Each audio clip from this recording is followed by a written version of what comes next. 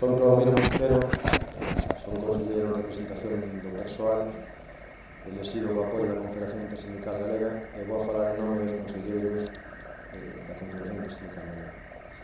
Para comenzar, teño que decir que na súa exposición inicial o director xeral, o presidente e o copresidente fixeron moita incidencia na situación económica xeral, na situación creada polo Real Decreto anunciado pola ministra Salgado o 24 de xaneiro como detonante da situación actual da Caixa, o cal é parcialmente certo.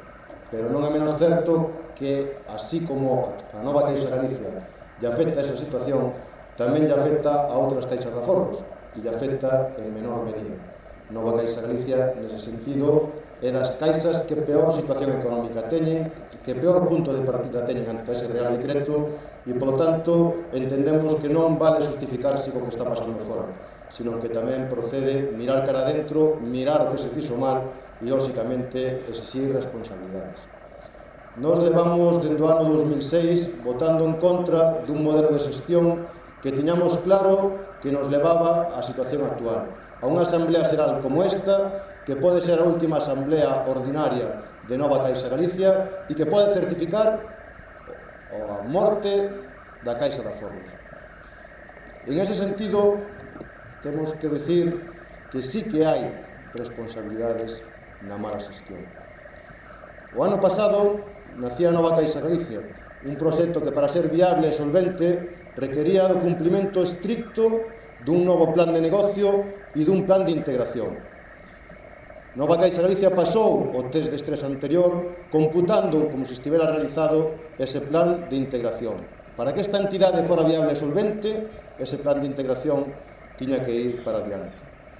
Na pasada Asamblea Xeral, a dirección incluiu un punto no que solicitaba autorización para emitir débeda por valor de 13.000 millóns de euros, un punto ao que a CIGA votou en contra. Preguntábamos daquelas que se ese novo endebedamento da entidade por valor de nada máis e nada menos que 13.000 millóns de euros, que era unha cifra coincidente co plan de investimentos que había que realizar, preguntábamos a dirección, decía, si con esa emisión de débeda, con ese novo endebedamento, o que pretendía era non cumplir o plan de integración. E, efectivamente, así foi. Ese cumplimento hubiera permitido, se hubiéramos cumprido o plan de integración que estaba diseñado, hubiera permitido chegar a ese Real Decreto cunha maior capacidade como entidade para que hoxe, na transformación ao banco, que todos sabíamos que iba a vir, non pode alegar ninguén que lle colle por sorpresa, e menos dentro da dirección. Pensamos que alguén pode non saber que iba a acabar unha privatización, pero vostedes que cobran non poden deixar engañarse nin por o Banco de España nin por o Goberno Central.